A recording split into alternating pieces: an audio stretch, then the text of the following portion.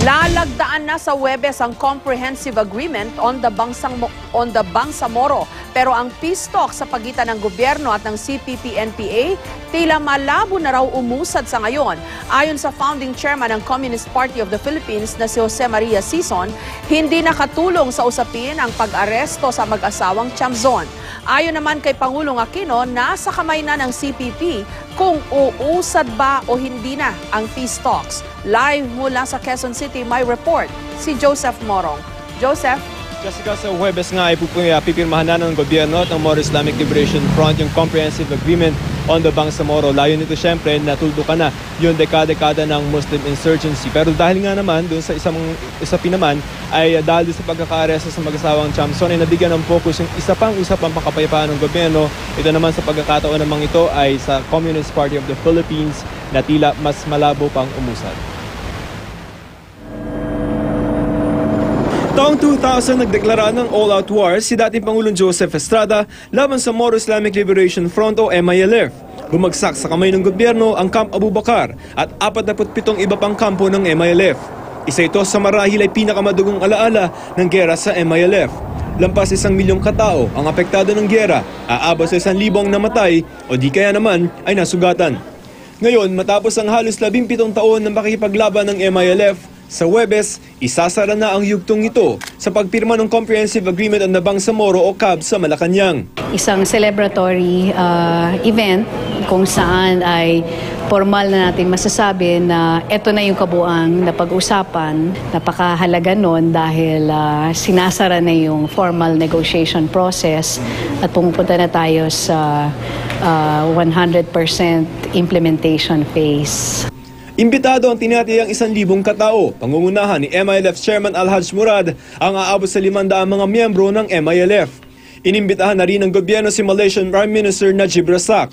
Tumulong ang Malaysia sa pakikipag-usap ng gobyerno sa MILF. There's an invitation personally delivered to him by the President and we're hoping that yung problema sa Malaysia with the missing airplane ay magkaroon ng konting resolution. Sabi ng gobyerno, imbitado rin ang iba't ibang grupo tulad ng Moro National Liberation Front o MNLF. Pero imbitado rin kaya si MNLF Founding Chairman Nur Miswari. Si Nur Miswari, alam naman natin, may standing warrant of arrest, so hindi po pwede. BIFF mukhang medyo malabo kasi una-una disperse sila ngayon mula matapos yung ating operation at saka hindi naman sila tumutungtong pa dito sa proseso na to. Gayunpaman, bukas ang ating imbitasyon sa kanila na maging kabahagi ng proseso, itigil ang karahasan. Habang nalalapit na ang hari na may pagtatapos ng Muslim insurgency, isang usapang pangkapayapaan naman sa isa pang grupo sa Communist Party of the Philippines ang nabigyang focus ngayon. Ito ay dahil sa pagkakaaresto sa chairman ng CPP New People's Army na si Benito Chamzon at asawa nitong si Wilma na Secretary General ng grupo. Sabi ni Alex Padilla, chairman ng panel na nakipag-usap sa National Democratic Front, suspendido ang usapang pangkapayapaan sa CPP at tila malabong umusad ito. Sa March 29, nakatatang ipagdiwang ang ika-45 anibersaryo ng New People's Army o NPA, ang armed wing ng CPP. Sila rin nagsabi noong December 26 last year na ayaw na nila makipag-usap at aantayin nilang nila yung panibagong administrasyon sa 2016 at ang kanilang batikos ay pinapaano rin nila yung pagpapabagsak ng ating pamahalaan. Sabi ni Pangulong Aquino, nakasalalay raw sa CPP ang pag-usad o hindi ng usapan. Wala rin daw epekto ang pagkakaaresto kina Chamzon. The attacks have not ceased. So, what are they saying? For them, it's business as usual, I guess. Pero kung si CPP Founding Chairman at NDFP Chief Political Consultant Jose Maria Sison ang tatanungin, masama sa panlasa ang pag-aresto kina Chamzon. Dapat palayain kaagad sina Benny Chamzon at Wilma Austria alang-alang sa pagpapaunlad ng peace negotiations. Pero ngayon pa lamang sarado na ang pintuan ng pamahalaan para palayain ang dalawa. Gusto natin ipagpatuloy, pero hindi natin pwede ipagpatuloy para sabihin lamang sa atin na i-release. Jessica, huling nagkaroon ng pagkakataon ng ating gobyerno at ang CPP na mag-usap ng February 2011. Jessica? Okay. Joseph, pakisimplify mo nga dun sa yung sinabi ni Chairman Coronel, no? Anong ibig sabihin ng 100% implementation stage na ito? Kumbaga, naglatag ka noong mga nasaksiyan naman natin mga kababayan yung mga pag-uusap tungkol dun sa mga annexes. Ngayon ay kompleto na yung blueprint kung ano yung tatahakin na kung ang objective ay to provide peace sa Mindanao. Tapos na yung blueprint, ngayon ay pwede na nating simulan yung bahay, Jessica. So to put it simply in a matter of metaphor, ay ganoon yung kumbaga this is pagsisil noong mga documents na sinign, and then we can proceed kung ano yung napagkasunduan, gawin na yan, Jessica. Okay.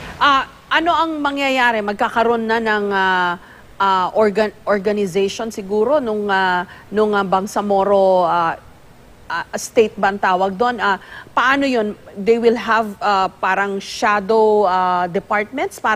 Parang nung sa national government din natin, may nakakaalam na ba ng detalyeng ganyan, Joseph? Yung transition government, no, yung Bangsamoro transition government will come after pa, mahababang proseso pa to, Ma'am Jess, no?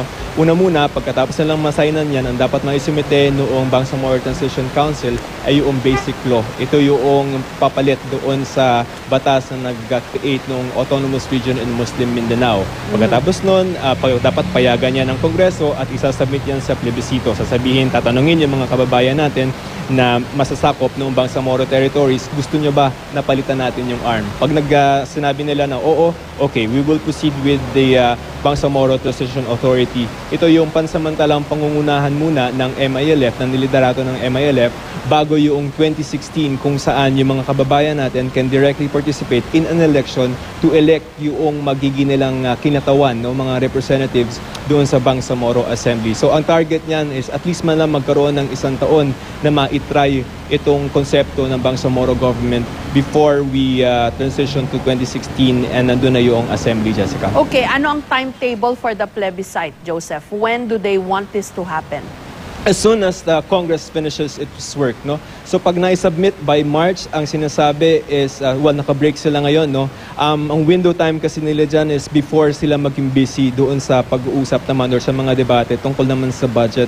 So ang may commitment naman, yung liderato ng Congress na ipaprioritize nila, and the President has already said na oras na ma-submit yung draft ng basic law ay isa ito sa magiging priority measures kasi 2 taon na lang yung iniisip natin na pwede nilang galawan, no, in terms of implementing kung ano ba yung napag-usapan kasi hindi na nila hawak, no, kung halimbawa napag-usapan nyo before 2016 lahat, kaya lang kung implementation baka ibang presidente or ibang liderato na yan, baka naman masayang lang, Jessica. Okay, maraming salamat sa iyo, Joseph Morong.